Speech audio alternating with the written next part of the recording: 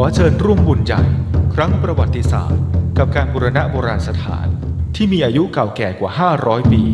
เป็นวัดที่พระเจ้าติโลกราชกษัตริย์ล้านนาแห่งราชวงศ์มังรายทรงสร้างขึ้นและยังเป็นสถานที่สำคัญในการทำสังคายนาพระไตรปิฎกครั้งที่8ของโลกซึ่งการบูรณะในครั้งนี้วัด7 ยอดพระอารามหลวงร่วมกับสำนักศิลปากรที่7เชียงใหม่กรมศิลปากรได้จัดให้มีการบูรณะโบราณสถานทั่วบริเวณวัดกว่า9จุด12รายการจึงขอเชิญชวนพุทธศาสนิกชนผู้มีจิตศรัทธาทุกท่านมาร่วมบุญใหญ่ครั้งประวัติศาสตร์ซึ่งโอกาสบุญในครั้งนี้500 ปีจะมีเพียงครั้งเดียวโดยสามารถร่วมบุญได้ที่บัญชีวัด7 ยอดพระอารามหลวงเพื่อการบูรณะโบราณสถานเลขที่บัญชี839-222-7594 ธนาคารไทยพาณิชย์สาขานิมมานเหมินหรือติดต่อสอบถามเพิ่มเติมได้ที่ Facebook วัด7 ยอดพระอารามหลวงโทร089-261-3849และ0878630155นมัสการเจ้าค่ะวิกฤตโควิด -19 จะมีหลักธรรมใดช่วยได้บ้างไหมเจ้าคะเจริญพรสมัยพุทธกาลเกิดเหตุโรคระบาดในเมืองไวสาลีพระพุทธเจ้าให้คณะสงฆ์สวดพระพุทธมนต์เพื่อความเป็นสิริมงคลของบ้านเมืองและให้ประชาชนมีสติเกิดปัญญารอดพ้นจากภัยพิบัติได้สถานการณ์นี้ทุกคนตระหนักแต่อย่าตื่นตระหนกคนไทยต้องมีสติเพื่อฝ่าวิกฤตโควิด -19 ไปด้วยกันท่านกำลังติดตามรับฟังสถานีวิทยุกระจายเสียงพระพุทธศาสนาแห่งชาติและสังคมคลื่นเพื่อการศึกษาพระพุทธศาสนาและวัฒนธรรมระบบ FM 104.5 เมกะเฮิรตซ์รายการต่อไปเป็นรายการคดีโลกคดีธรรม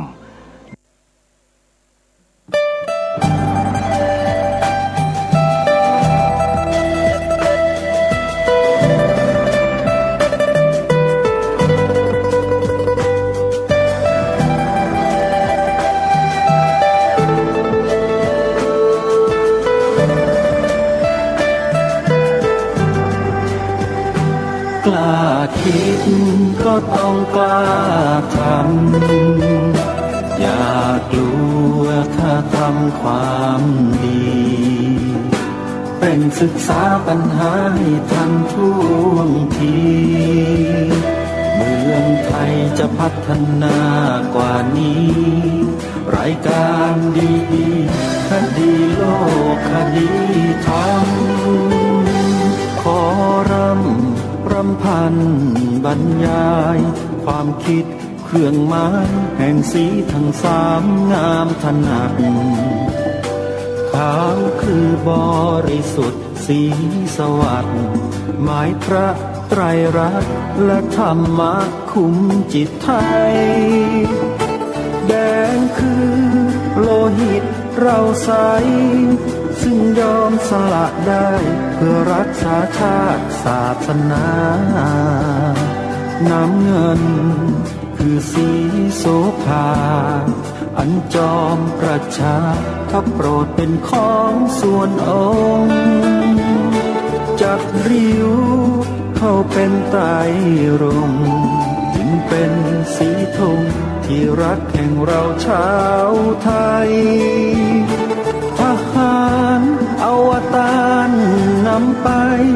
ยงยุทธวิชัยวิชิตก็ชูเกียรติสยามประเทศไทยที่เจริญมั่นคงมาได้จนถึงทุกวันนี้มิได้เกิดขึ้นจากความหวาดกลัวอย่างคลาดเขลาแต่บรรพบุรุษไทยของเราทุกยุคทุกสมัยล้วนแต่มีความกล้าหาญและชาญฉลาดปกป้องเอกราชสร้างชาติให้เกิดความมั่นคงโดยมีธงแห่งพระไตรรัตน์เป็นเครื่องนำชัยจึงเป็นที่มาที่ไปของรายการคดีโลกคดีธรรมกล้า กล้าทำอย่ากลัวถ้าทำความดีเร่งศึกษาปัญหาให้ทันท่วงทีเมืองไทยจะพัฒนากว่านี้รายการดีๆคดีโลกคดีธรรมรายการดีๆคดีโลกคดีธรรม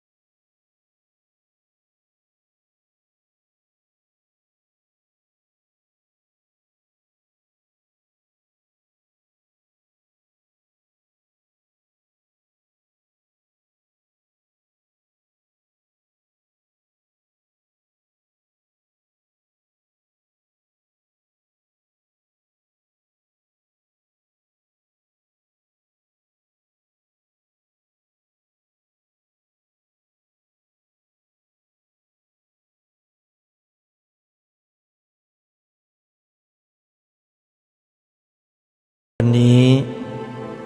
วันแรม4 ค่ำเดือน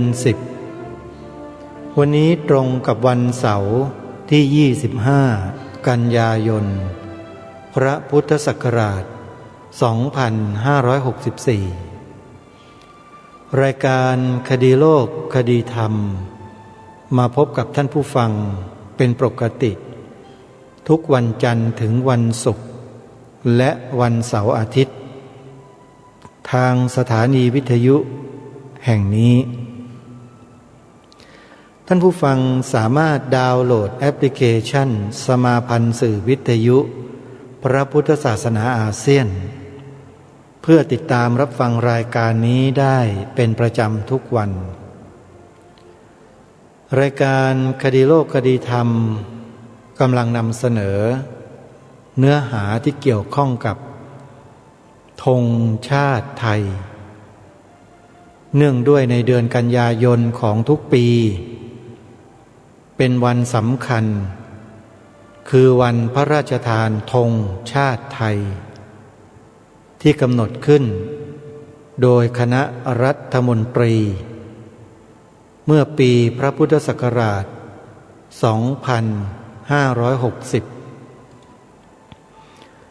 คณะรัฐมนตรีได้มีมติในที่ประชุมให้กำหนดวันที่28กันยายนของทุกปีเป็นวันพระราชทานธงชาติไทยเพื่อให้คนไทยน้อมรำลึกถึงพระมหากรุณาธิคุณในพระบาทสมเด็จพระมงกุฎเกล้าเจ้าอยู่หัวรัชกาลที่6ที่พระองค์ทรงมีน้ำพระราชฤทัยทรงพระราชทานธงไตรรงค์หรือธงชาติไทยผืนนี้ให้เป็นที่เคารพสักการะเทิดทูนแก่คนไทยทั้งประเทศเพราะฉะนั้นเมื่อเราในฐานะที่เป็นคนไทยเกิดอยู่ภายใต้ร่มธงไทยเราจะต้องคำนึงถึงความเป็นไทยให้มากซึ่งเรื่องนี้เนี่ยเป็นเรื่องที่สำคัญเป็นเรื่องที่ผู้ที่มีหน้าที่เกี่ยวข้องจะต้องรณรงค์ให้คนไทยนั้นรักความเป็นไทยให้มากๆทีนี้ความเป็นไทยเนี่ยบางทีผู้นำบางคนไม่รู้ว่าระดับไหนแล้วนะยังไม่รู้จักเลยว่าความเป็นไทยคืออะไรบางทีก็ไปนำเสนอเรื่องราวเนื้อหาสาระ ที่มันเป็นค่านิยมอย่างอื่นมากกว่าความเป็นไทยจนกลายเป็นเบียดเบียนทำลายความเป็นไทยก็มีอันนี้สำคัญมากคนไทยส่วนมากก็นึกไม่ถึงแล้วก็เข้าไม่ถึงสาระที่สำคัญของความเป็นไทยว่าคืออะไรนี่ถ้าเกิดว่าฝรั่งต่างประเทศหรือชาวต่างประเทศเขารู้ว่าคนไทยไม่รู้จักชาติตัวเองเนี่ยเขาหัวเราะเยาะเราตายเลยท่านว่าจริงไหมล่ะทดสอบไม่ยากหรอกว่าพวกเราจะรู้จักความเป็นไทยดีมากน้อยเพียงใดหรือไม่ก็ใช้ตราสัญลักษณ์ของชาติคือธงชาตินี่แหละขึ้นมาเป็นโจทย์ในการตั้งคำถามถามคนไทยเราทุกคนณตอนเนี้ยเวลาเนี้ยทุกคนที่เป็นคนไทยท่านสามารถที่จะตอบคำถามนี้ได้ไหมว่าท่านรู้จักความเป็นไทยดีพอแล้วหรือยังความเป็นไทยนั้นคืออะไร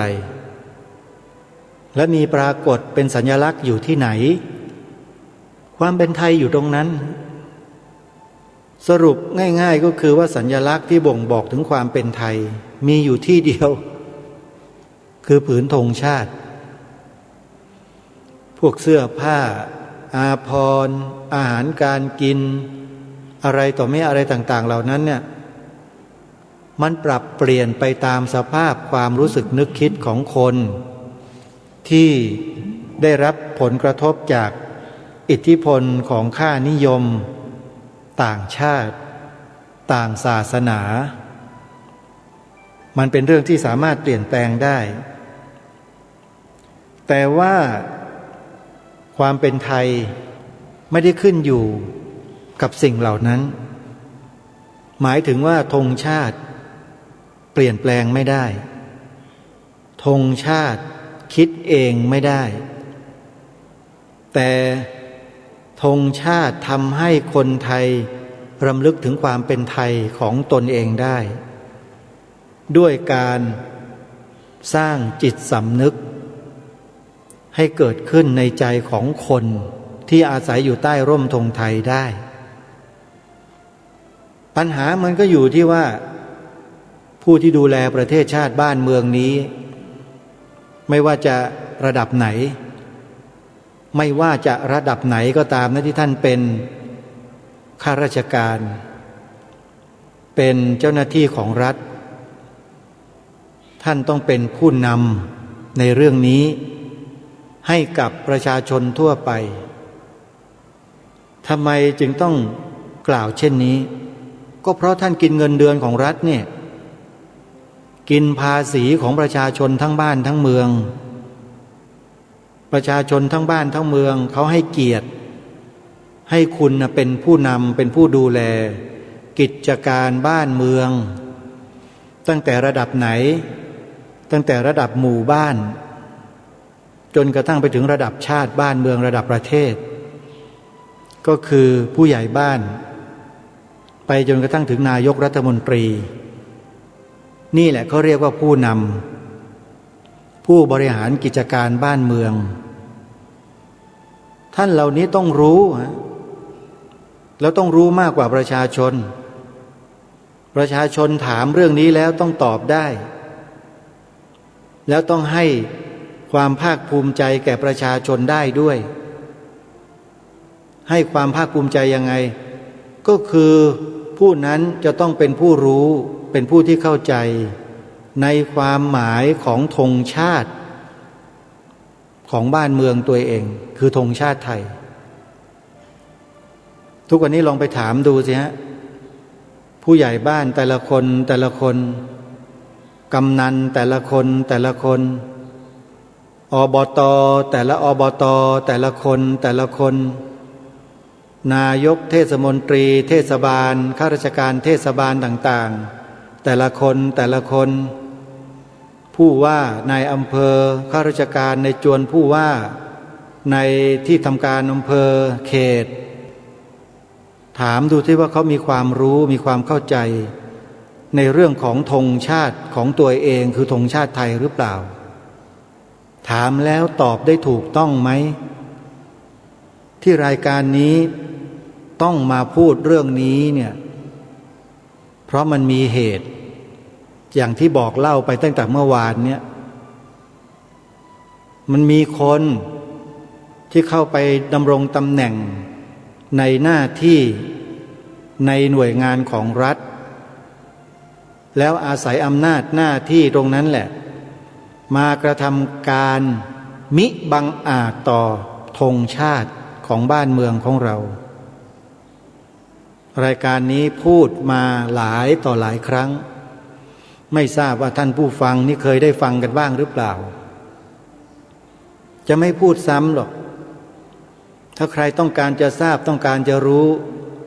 ไปเปิดดูคลิปวิดีโอใน YouTube ที่อาตมาภาพได้ให้สัมภาษณ์ผู้อำนวยการพิพิธภัณฑ์ธงชาติไทยคนปัจจุบันนี้ไปดูกันแล้วท่านจะทราบหลักฐานข้อมูลมีหมดอยู่ในนั้นคลิปสั้นๆประมาณ10 กว่านาทีจบเลยอยู่ในนั้นคำตอบเพราะมันมีสาเหตุมีคนพยายามกระทำการอันมิบังควรต่อผืนธงชาติไทยของเราด้วยการไขข้อมูลอันเป็นเท็จพยายามใส่ข้อมูลอันเป็นเท็จให้เกิดมีขึ้นโดยอาศัยอำนาจในทางภาครัฐเข้าไปดำเนินการเรื่องนี้ในคลิปวิดีโอที่กล่าวมาเมื่อสักครู่นี้บอกไว้อยู่ท่านใดที่ต้องการเข้าไปรับชมท่านจดชื่อคลิปวิดีโอนี้เอาไว้แล้วท่านก็ไปค้นหาดูคลิปวิดีโอที่มีชื่อว่าบิดเบือนธงชาติแค่4 พยางค์นี้เท่านั้นแหละแล้วท่านจะเห็นหน้าอาตมาภาพผู้ดำเนินรายการพูดเปล่าอยู่ทุกวันนี่แหละหน้าตาเป็นอย่างนั้นน่ะใครอยากเห็นน่ะไปดูในคลิปแล้วก็พูดเรื่องนี้มาตั้งแต่ปีพระพุทธศักราช 2547 ปลายปีเป็นต้นมาเพราะไปพบเจอหลักฐานบางอย่างก็หน่วยงานของรัฐอีกนั่นแหละเป็นผู้จัดทำปี 47 เดือนพฤศจิกายนไปจัดงานนิทรรศการธงสำคัญของชาติโดยอาศัยพื้นที่ของพิพิธภัณฑ์สถานแห่งชาติพระนครเป็นสถานที่จัดแสดงนิทรรศการดังกล่าวอาตมาภาพกำลังเดินทางกลับวัดนั่งรถประจำตำแหน่งไปทำงานที่ศูนย์พิทักษ์พระพุทธศาสนาประเทศไทยวัดราชาเป็นประจำโดยมีรถตำแหน่งส่วนตัว22 ประตู2 หน้าต่างก็นั่งรถผ่านมาพอเห็นป้ายนิทรรศการก็สะดุดใจก็รีบลงเลยลงตรงสนามหลวงนั่นแหละป้ายอยู่ตรงข้ามกับประตูทางเข้ามหาวิทยาลัยธรรมศาสตร์ท่าพระจันทร์แล้วก็เดินเข้าไปดูงานนิทรรศการดังกล่าวเพราะตอนนั้นกำลังสนใจเรื่องนี้สนใจเป็นพิเศษเพราะมันมีกรณีบางกรณีเกิดขึ้นกับประเทศชาติบ้านเมืองของเราแล้วมันมีคนที่พยายามจะทำลายล้างลบล้างความเป็นไทยของประเทศชาติบ้านเมืองของเราอยู่ไอ้เราเองก็กำลังติดตามข้อมูลหาข้อมูลเรื่องนี้อยู่พอดีเรื่องความเป็นชาติไทยเนี่ยและโดยเฉพาะเรื่องของความเป็นศาสนาประจำชาติไทยเนี่ยตอนนั้นกำลังรณรงค์เรื่องนี้กันอยู่พอเห็นเทศกาลนี้ก็ลงรถประจำตำแหน่งของอาตมาก็คือรถเมล์โยมสาย53นั่นแหละนั่งประจำทุกวันนี้ก็ยังนั่งก็เขามีไว้ให้นั่งนี่แล้วก็เขาจัดที่นั่งให้พระไว้โดยเฉพาะด้วยก็ต้องใช้บริการใช่ไหม อาตมาก็นั่งรถเมล์ไปทำงานทุกวันพอเห็นนิทรรศการนี้ก็ลงไปดูสิต้องการรู้เพียงอย่างเดียวว่าไอ้ที่เขาบอกว่าธงสำคัญของชาติเนี่ยมีธงอะไรบ้างแต่ที่รู้คือธงชาติเนี่ยมีแน่นอนแหละแต่ธงอีกประเภทหนึ่งมีหรือเปล่าธงสำคัญของชาติไทยเนี่ยนะที่ต้องการจะดูธงอันนั้นก็คือธงธรรมจักรต้องการดูธงเดียวว่ามีไหมถ้ามีเรามีคำตอบมีการพูดมีข้อมูลให้กับสังคมเลยทันทีปรากฏว่าเข้าไปดูเจอจริงๆเขาประดับวางธงธรรมจักรเอาไว้ในที่จัดนิทรรศการนั้นด้วยนั่นก็หมายความว่าประเทศไทยมีศาสนาอะไรเป็นศาสนาประจำชาติก็เมื่อธงสำคัญของชาติมีแสดงอยู่ในเทศกาลคือธงธรรมจักรธงธรรมจักรเป็นตราสัญลักษณ์ของศาสนาอะไรศาสนาพุทธนั่นก็หมายความว่าประเทศไทยมีพระพุทธศาสนาเป็นศาสนาประจำชาติเท่านั้นแหละดีใจรีบเดินกลับเลยไม่นั่งแล้วรถประจำตำแหน่งเดินนะเพราะมันใกล้จะถึงวัดแล้วนี่วัดอยู่ใกล้ๆแค่นั้นเองเดินไปด้วยความปิติยินดีออกมาจากห้องแสดงนิทรรศการผ่านบริเวณโต๊ะที่มีเจ้าหน้าที่เขานั่งอยู่ด้านหน้าทางเข้าออกก็ไม่สนใจแล้วกะว่าจะรีบกลับไปแล้วไปบันทึกข้อมูลเอาไว้นะไปบันทึกข้อมูลเดินไปสักหน่อยหนึ่งใกล้จะออกพิพิธภัณฑ์สถานแห่งชาติพระนครอยู่แล้วสะกิดใจขึ้นมาอ้าวเมื่อกี้นี่มองเห็นคล้ายๆกับมีเอกสารแจกก็เลยกลับหลังหันเลยฮะไปหยิบเอกสารซึ่งเป็นแผ่นพับที่แจกในงานเนี่ยเอามาไว้ในมาเป็นข้อมูลในการศึกษาเบื้องต้นแทนที่จะหยิบแค่แผ่นเดียวไม่ฮะนำมากำมือหนึ่งโยมขอบอกไปแจกคนอื่นด้วยได้ไหมได้ค่ะได้นิมนต์นั่นแหละคือหลักฐานชิ้นแรกที่เห็นไม่ได้ดูหรอกนะตอนที่หยิบมากลับมาดูที่วัดมันปลื้มไงปลื้มใจธงธรรมจักรเป็นธงสำคัญของชาติมีเรื่องพูดเยอะเลยทีนี้เพราะเรากำลังรณรงค์เรื่องศาสนาพุทธเป็นศาสนาประจำชาติบัญญัติไว้ในกฎหมายรัฐธรรมนูญอยู่ด้วยนะแล้วได้หลักฐานอันนี้ชิ้นเบ้อเร่อเลยใหญ่โตเลยก็เลยดีใจไม่อ่านนะถือเดินไปจนทั้งถึงกุฏิพอถึงกุฏิเสร็จก็วางแผ่นพับอันนี้ทิ้งไว้ไปทำกิจทำงานทำอะไรเสร็จพอช่วงค่ำกลางคืนกลับมาเปิดดูสิพอเห็นข้อคว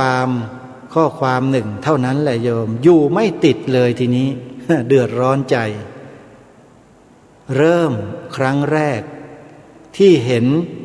การบิดเบือนความหมายสีขาวในธงชาติไทยบนแผ่นพับเอกสารอันนี้แหละปี47รุ่งขึ้นถ่ายเอกสารเลยเมื่อก่อนนี้โทรศัพท์มือถือระบบสมาร์ทโฟนแบบนี้มันไม่เคยมีไงมันถ่ายรูปแล้วส่งไม่ได้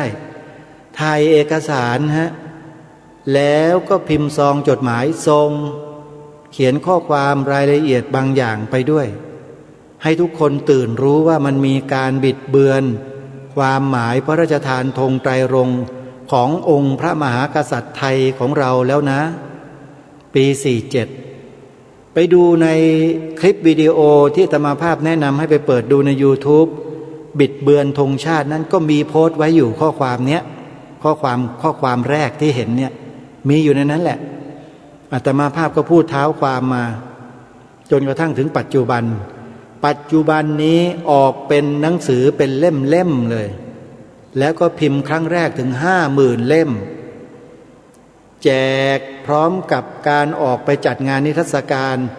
ธงไตรรงค์ธรรมรงค์ไทยทั่วประเทศใช้งบประมาณแผ่นดินไปล้างสมองคนในประเทศด้วยข้อความที่บิดเบือนดังกล่าวนี้ไปดูในคลิปวิดีโอแล้วจะเห็นแล้วอย่าลืมแชร์ให้ พี่น้องคนไทยเราด้วยนะดูแล้วแชร์ไปด้วยอาตมาภาพไม่มีเวลาที่จะไปดำเนินการให้ญาติโยมหรอกนะญาติโยมสาธุชนทุกท่านตั้งแต่เมื่อวานนี้อาตมาภาพบอกญาติโยมแล้วนะว่าจนกระทั่งจะถึงวันที่28กันยายนและอาจจะสรุปอีกวันหนึ่ง29กันยายนนี้ตลอดตั้งแต่เมื่อวานนี้เป็นต้นไปจนถึงวันที่29กันยาเนี่ยจะพูดเรื่องธงชาติไทยเพราะในวันที่28กันยายนนี้เป็นวันพระราชทานธงชาติไทยครบรอบ104 ปีในฐานะที่รายการคดีโลกคดีธรรมเกาะติดเรื่องนี้เป็นเจ้าของเรื่องนี้มาตั้งแต่ต้นคือพูดเรื่องนี้มากกว่ารายการและนักจัดรายการสื่อสารมวลชนในประเทศไทยที่ไหนทั้งสิ้นรายการนี้พูดมากที่สุดพูดเป็นประจำที่สุดเพราะเป็นเรื่องใหญ่เป็นเรื่องที่มีความสำคัญมากมันคือความเป็นความตายของความเป็นไทยพูดอย่างนี้บางทีคนบางคนบางท่านมองไม่เห็นน่ะมันจะเป็นจะตายยังไงเรื่องธงชาติมันก็เป็นแค่ผ้าผืนเดียวบางคนคิดแค่นี้จริงๆมีนะไอ้คนประเภทนี้แปลว่าอุดมการณ์แนวความคิดของบรรพบุรุษที่ฝากฝังปลูกฝังเอาไว้เนี่ยมันไม่ได้ซึมเข้าไปในสมองในจิตใจของตัวคนพวกนี้เลยหรืออย่างไรมันจึงคิดอะไรได้แค่นั้นหาว่าธงชาติก็เป็นแค่ผ้าผืนหนึ่งเท่านั้นใครคิดแบบนี้บอกหน่อยสิโทรมาคุยกันหน่อยไม่ได้นะท่านผู้ฟังสัญลักษณ์ของชาติบ้านเมืองเนี่ยไม่ว่าประเทศไหนเขาก็หวงแหนเขาก็ปกปักรักษากันด้วยชีวิตใครที่กระทำความผิดต่อผืนธงชาติของประเทศของเขาเนี่ยเขายอมไม่ได้นะประเทศเขาต้องออกมาแสดงใช่ไหมบ้านเมืองเราเป็นไงไอ้พวกโจร3 จังหวัดชายแดนภาคใต้เผาธงกันแทบทุกวันเงียบไหมทางการเคยเอามาเป่าประกาศให้ประชาชนเกิดความสำนึกรู้สึกในการหวงแหนบ้านเมืองประเทศชาติตัวเองบ้างหรือเปล่าไม่มีเงียบเก็บเงียบมันคืออะไรมันคืออะไรล่ะมันคืออะไรเนี่ยประเทศอื่นเนี่ยเขาจัดการหมดอ่ะเขาไม่ปล่อยเอาไว้ทำยาหรอกพวกนี้ไม่รู้แหละทำยังไงก็ช่างดำเนินการเขาจัดการหมดไม่ให้เกิดสิ่งเหล่านี้ขึ้นมาในประเทศชาติบ้านเมืองของเขาแต่เมืองไทยเป็นไงก็ดูเอาแล้วกันเนี่ยปล่อยให้มาเขียนหนังสือออกมาบิดเบือนความหมายพระราชทานธงไตรรงค์ของรัชกาลรัชกาลที่6อยู่เนี่ยรายการนี้เคยบอกเคยกล่าวมาเยอะแยะมากมายแล้วก็ท้าให้หน่วยงานที่มันกระทำความผิดเนี่ยไปฟ้องมันจะได้เรื่องมันจะได้ใหญ่โตขึ้นประชาชนทั้งประเทศก็จะได้รู้สื่อมวลชนก็จะได้มาตีข่าวเยอะๆจะได้รู้กันสักทีนึงแต่ก็เงียบมาโดยตลอดนี่คือพฤติกรรมของคนพวกนี้เขาเรียกอีแอบมันแอบทำอยู่ข้างหลังทำลายชาติบ้านเมืองของเราไม่รู้ตัวกันหรอกเราก็คิดว่าไม่มีอะไรหรอกก็แค่นั้นแค่นี้ไอ้ความคิดแบบนี้เขาเรียกไอ้ความคิดแบบเห็นแก่ตัวอย่าเป็นคนเห็นแก่ตัวกันดีกว่าพวกเราถ้าเห็นแก่ตัวแล้วเนี่ยส่วนรวมพังหมดอะเราต้องเห็นแก่ประโยชน์ส่วนรวมสำคัญกว่าธงชาติไทยนี่คือประโยชน์ส่วนรวมของชาติบ้านเมืองไม่ว่าใครไอ้อีหน้าไหนทั้งนั้นแหละในบ้านนี้เมืองนี้ไม่ว่าพระไม่ว่าโยมไม่ว่าข้าราชการไม่ว่าการเมืองทหารตำรวจคุณต้องให้ความสำคัญกับธงชาติผืนนี้สูงกว่าชีวิตของคุณใครบอกว่าธงชาติมีค่าน้อยกว่าชีวิตของตัวเองบ้าง โทรศัพท์มาคุยกับอาตมาภาพหน่อยอยากคุยด้วยแล้วอย่าหลบนะเปิดเผยตัวอย่าเป็นอีแอบมันมีอยู่นะไม่ใช่ไม่มีนะรายการนี้ติดตามข้อมูลติดตามสถานการณ์อยู่แล้วผู้รู้เขาเรียกว่ากูรูธงชาติไทยทัชวิทยานักทัชวิทยาคนสำคัญเนี่ยเขาให้ข้อมูลมาตลอดพระอาจารย์นี่มาอีกแล้วนี่ส่งมาให้ดูนี่อาจารย์อยู่ตรงนี้นะอาจารย์เข้าไปดูนะรายละเอียดเข้าไปดูมีคนส่งข้อมูลให้ตลอดไอ้คนประเภทนี้มันมีอยู่ในบ้านเมืองไทยของเรานะไม่ใช่ไม่มีอาตมาภาพก็พูดให้พวกเราได้ฟังกันใครที่ไม่ได้เป็นอย่างนั้นก็อย่าเดือดร้อนใจอย่าเดือดร้อนนะก็มาช่วยกันท่านผู้ฟังช่วยกันทั้งฝ่ายพระภิกษุสามเณรแม่ชีบาศกบาสิกาประชาชนคฤหัสถ์ญาติโยมทั่วไปเราต้องช่วยกันทำเพื่อชาติบ้านเมืองเราไม่ได้ทำเพื่อการเมืองนะใครจะทำเพื่อการเมืองไปทำที่อื่นที่นี่ทำเพื่อชาติบ้านเมืองคนละเรื่องกันนะแล้วคนที่มันทำชาติบ้านเมืองเราแทบจะพังแทบจะล้มประดาตายกันมาหลายครั้งเนี่ยคือพวกไหนล่ะต้องพิจารณากันดูซิพวกไหนที่เอาเงินมาซื้อเสียงเราอะพวกไหนอะนั่นแหละเข็ดกันบ้างไหมเนี่ยพวกเราเนี่ยเข็ดกันไหมคนไทยเข็ดกันบ้างหรือยังหรือยังไม่รู้สำนึกอะไรกันนะอยากจะได้เงิน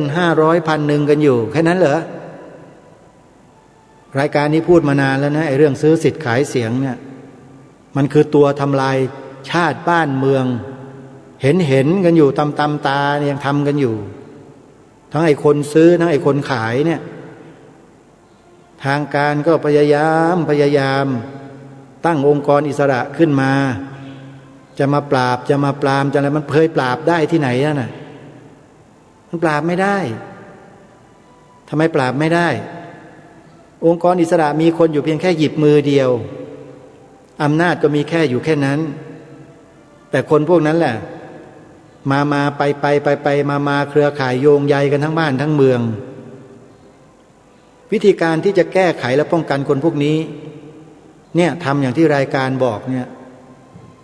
รณรงค์ให้คนกล่าวพูดความจริงพระพุทธศาสนาเป็นศาสนาประจำชาติไทยของเราให้มันกว้างขวางทั้งบ้านทั้งเมืองทำได้ไหมเล่าแล้วก็ตะโกนบอกความหมายสีขาวในธงชาติเนี่ยให้ทุกคนได้รับรู้รับทราบให้ยอมรับกันให้ทั้งบ้านทั้งเมืองให้ได้สีขาวหมายถึงพระพุทธศาสนาเท่านั้นกล้าไหมข้าราชการไทยมีข้าราชการไทยคนไหนกล้าบ้างครูอาจารย์ที่สอนอยู่ตามสถาบันการศึกษาต่างๆกล้าพูดคำนี้กับนักเรียนไหมสีขาวในผืนธงชาติไทยหมายถึงพระพุทธศาสนากล้าไหมผู้ใหญ่บ้านกำนันทั่วประเทศกล้าไหมอบต.ทหาร3เหล่าทัพตำรวจข้าราชการการเมืองทั้งหลายทั้งปวงกล้าพูดไหมพระสงฆ์ที่เป็นนักเผยแผ่ธรรมในบ้านนี้เมืองนี้กล้าพูดไหมครับสีขาวบนผืนธงชาติไทยเราเนี่ยหมายถึงพระพุทธศาสนาเท่านั้นอย่า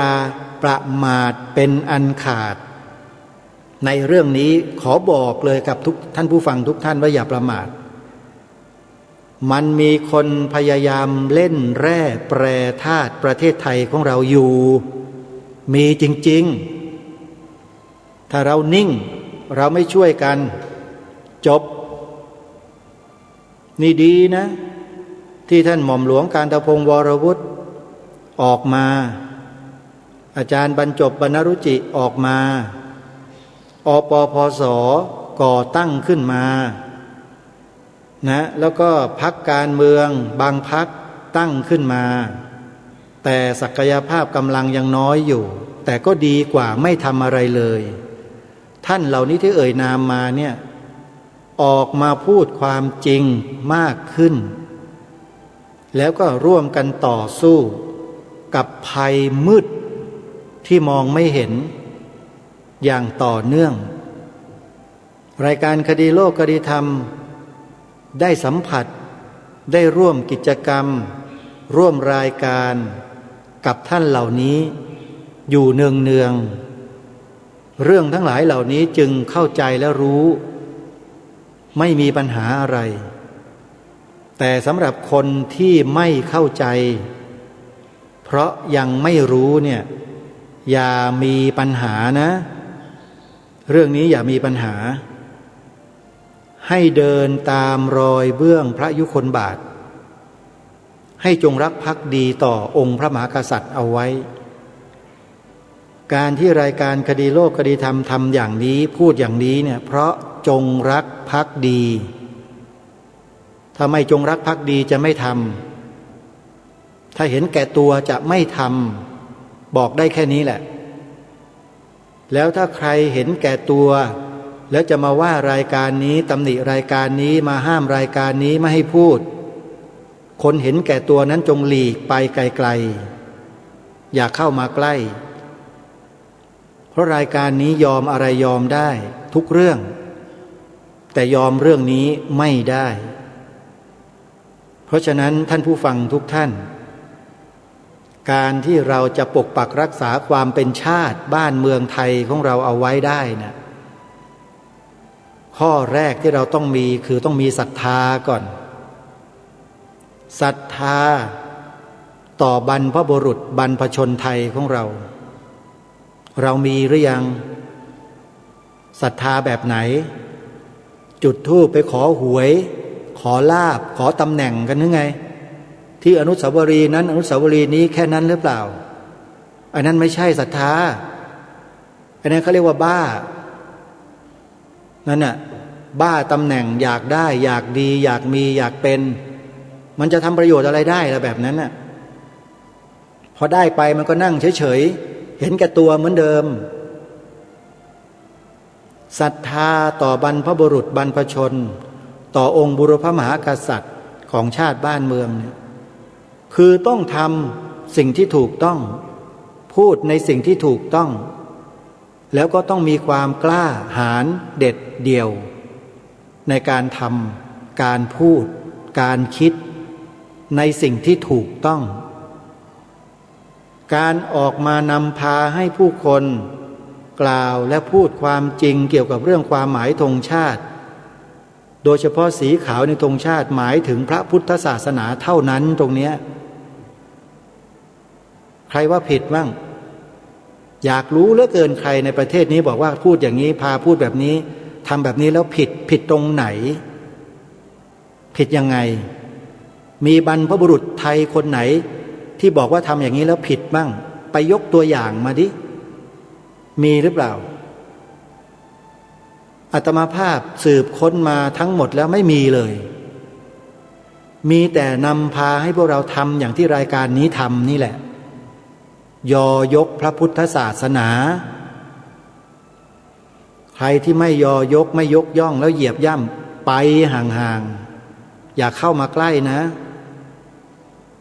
แรงนะจะบอกให้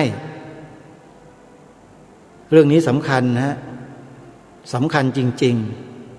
ๆจึงฝากให้พวกเราที่เป็นคนไทยนะถ้ารักความเป็นประเทศไทยรักความเป็นคนไทยเนี่ยต้องช่วยกันในเรื่องนี้เพราะนี่คือสัญลักษณ์ของพวกเราสัญลักษณ์ของความเป็นไทยไงคือธงชาติเป็นหลักชัยของพวกเราทุกคนแล้วธงชาติไม่ใช่ผ้าเปื้อนสีเป็นสัญลักษณ์ของสถาบันสูงสุดของชาตินี่ตรงนี้บางทีบางคนก็ไม่รู้ไม่รู้เรื่องเลยก็มีเพราะฉะนั้นอย่าให้มีนะใครที่ไม่รู้ข้าราชการผู้ดูแลสังคมประเทศชาติบ้านเมืองต้องบอกให้เขาได้รู้พวกเราเป็นผู้เผยแผ่ เป็นนักจัดรายการวิทยุเราก็ต้องบอกให้ทุกคนรู้พูดให้ตรงๆเลยถูกต้องตรงประเด็นเลยไม่ต้องไปอ้อมค้อมไม่ต้องไปแทงกั๊กไปกั๊กทำไมไปเปิดประตูให้ศัตรูมันเข้ามาทำไมเล่าไม่ได้ฮะบ้านนี้เมืองนี้มันของพวกเราเป็นดินแดนพระพุทธศาสนานะเนี่ยประเทศไทยเนี่ย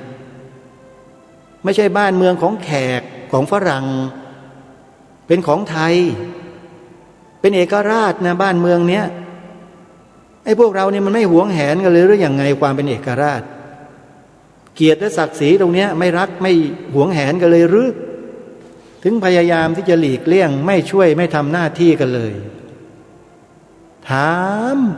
ประเด็นนี้มานานแล้วไม่รู้ว่าสำนึกกันบ้างหรือเปล่าพวกเราเนี่ย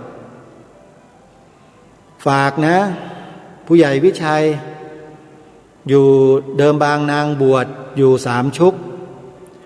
อยู่ศรีประจันเนี่ยซึ่งเป็นอาหรือเป็นน้าของโยมเล็กอ่ะโยมผู้ใหญ่วิชัยนี่ฟังรายการทุกวันอยู่โยมผู้ใหญ่นะเข้าใจดีแต่ผู้ใหญ่คนอื่นๆนะผู้ใหญ่วิชัยผู้ใหญ่จะไปบอกเขาให้เขาเข้าใจได้ไหมอ่ะเป็นผู้ใหญ่บ้านมันเป็นผู้นำเขาอ่ะให้ต้องบอกลูกบ้านให้รู้ให้เข้าใจในสิ่งเหล่านี้ด้วยอยู่ในตำแหน่งแล้วต้องทำหน้าที่นะผู้ใหญ่บ้านกำนันทั้งหลายท่านต้องทำหน้าที่ให้ถูกต้องด้วยถูกต้องตรงตามพระราชปณิธานของ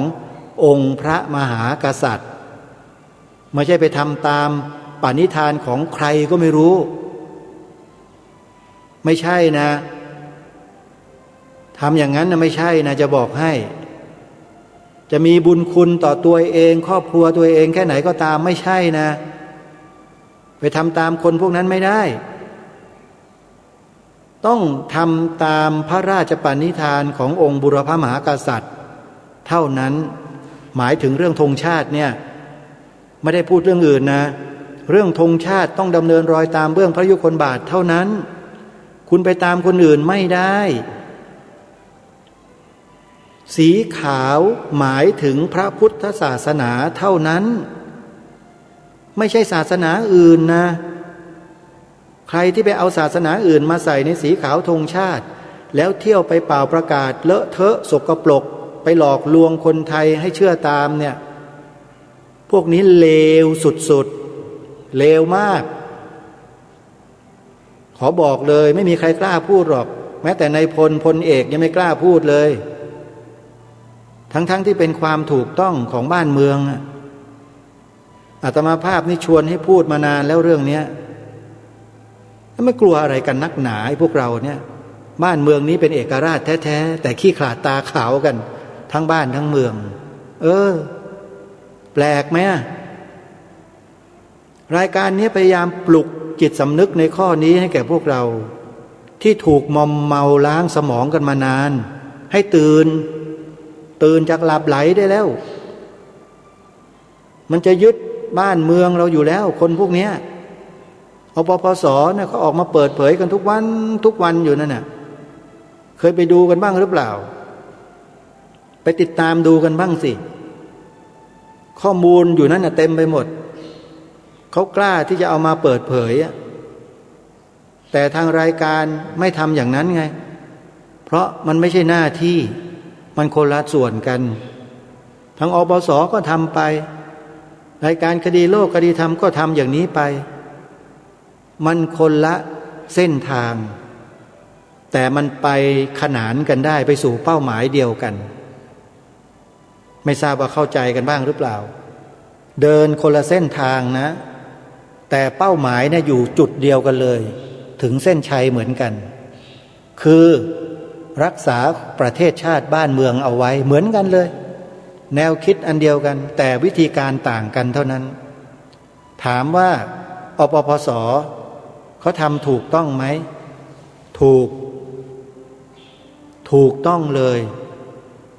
ถูกต้องในฐานะที่เป็นคนไทยที่รักความเป็นเอกราชรักชาติบ้านเมืองถูกท่านหม่อมหลวงกาญจพงศ์วรวุฒิทำถูก ท่านศาสตราจารย์พิเศษร้อยโทดรบรรจบบรรณรุจิก็ทำถูกใครต่อใครก็ทำถูกทั้งนั้นแหละมีเป้าหมายเดียวกันคือต้องการรักษาความเป็นเอกราชชาติบ้านเมืองเอาไว้ให้สมศักดิ์ศรีไม่ใช่ปล่อยปละละเลยกันวันนี้ก็เป็นอีกวันหนึ่งที่ต้องขอขมาทุกท่านขอขมาผู้ฟังทุกท่านด้วยนะถ้าหากคำพูดคำจาอะไรฟังแล้วมันแสลงหูมันส่งลงไปถึงหัวใจเต้นตึกตักตึกตักตึกตักไม่พอใจขึ้นมาต้องขอขมาด้วยขอให้ทราบถึงเจตนาไว้เถอะว่ารายการนี้มีเจตนาดีต่อส่วนรวมนะดีต่อส่วนรวมแต่ไม่ดีต่อคนเห็นแก่ตัวคนเห็นแก่ตัวไม่ชอบแต่ไม่เป็นไรคนเห็นแก่ตัวเหล่านั้นจะด่าจะว่าจะตำหนิจะอะไรก็แล้วแต่สักวันหนึ่งท่านจะรู้เองทุกวันนี้ท่านยังไม่รู้แล้วถ้าหากท่านได้เจอเหตุการณ์อะไรบางอย่างด้วยตัวของท่านเองแล้วท่านจะนึกถึงรายการคดีโลกคดีธรรมเองพอถึงวันนั้นมาถึงวันนี้ไม่เป็นไรคุณด่ารายการนี้ว่ารายการนี้ว่าไปเถอะรายการนี้จะไม่ตอบโต้จะไม่โกรธไม่แค้นไม่เคืองอะไรทั้งนั้นเพราะถือว่าท่านไม่รู้บอกขนาดนี้แล้วท่านก็ยังไม่ยอมรับรู้ก็ไม่เป็นไรสักวันหนึ่งเดี๋ยวท่านก็รู้เองคนพวกนี้นะจริงๆน่าจะจับให้ไปอยู่ใน3จังหวัดชายแดนภาคใต้ให้ไปอยู่กันสักช่วงหนึ่งเถอะแล้วจะรู้เองแล้วจะผวาวิ่งกลับมาแทบไม่ทันเองนั่นแหละดูสิเนี่ยในประเทศตัวเองแท้ๆนะ3จังหวัดนี้ประเทศเราเนี่ยประเทศไทยนะลองไปอยู่ดูแล้วจะรู้ไปไหมลองไปอยู่ดูนะแล้วจะรู้รสชาติของการตกเป็นทาสอะไรบางอย่างอยู่ที่นั่นจริงๆคนที่อยู่ที่นั่นเขามาเล่ามาพูดเอาข้อมูลมาให้ประมาณ10 กว่าปีนะได้มาตลอดท่านพระมหาอภิชาติที่ถูกจับศึกไปนั่นก็เหมือนกันก็ยังอยู่ก็ยังคุยกันอยู่ยังติดต่อกันอยู่ไม่มีปัญหาข้อมูลเยอะแต่ไม่นำมาพูดหรอกเพราะว่าบางทีอาจจะเสียรูปในการทำงานของฝ่ายทางการเขาก็ให้ทางการเขาเนี่ยดำเนินการไปในปัจจุบันนี้รู้สึกว่าจะดีขึ้นนะดีขึ้นนะทางเจ้าหน้าที่เราทำงานได้มีประสบความสำเร็จมากขึ้นโดยลำดับก็อวยพรให้ทุกฝ่ายนะที่เสียสละทำหน้าที่อยู่ใน3จังหวัดชายแดนภาคใต้แล้วก็จังหวัดใกล้เคียงที่มีปัญหาอยู่เนี่ยให้ท่านทุกคนนะปลอดภัยแล้วก็ได้รับชัยชนะ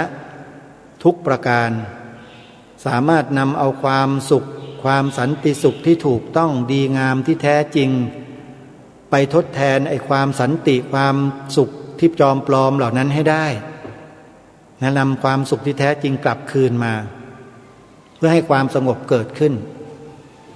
ส่วนเรื่องระดับชาติระดับประเทศคือเรื่องความหมายธงชาติเราคนไทยทุกคนไม่ว่าจะเป็นใครก็ตามก็จะต้องช่วยกันสืบสารพระราชปณิธานของล้นเกล้ารัชกาลที่6ที่พระองค์ทรงเสียสละทรงทุ่มเทพระชนชีพของพระองค์ท่านเปลี่ยนแปลงธงประจำชาติจากธงช้างผืนแดงเนี่ยให้มาเป็นธงชาติไทยไตรรงค์3 สีพร้อมกับพระราชทานความหมายไว้ให้เสร็จสับหมดเลยเนี่ยเราต้องช่วยสืบสารพระราชทานของพระองค์ในข้อนี้ด้วย